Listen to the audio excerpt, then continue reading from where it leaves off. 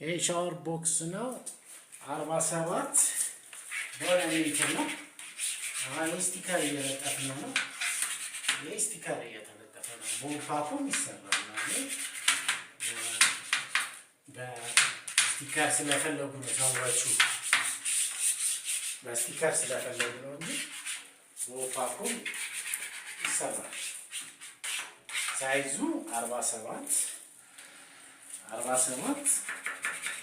በሁለት ሜትር መስታወቱ ቴምበርድ ነው። በእንደዚህ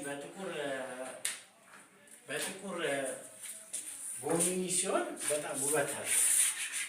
አንደኛ አይዝግም። አንደኛ ዝገት የለው፣ ሁለተኛ ያምራል።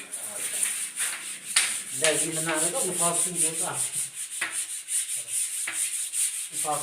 እንደዚህ የሚደረገው 2 ሜትር በ47 ነው የሳይዙ። ስላይዲንግ ነው።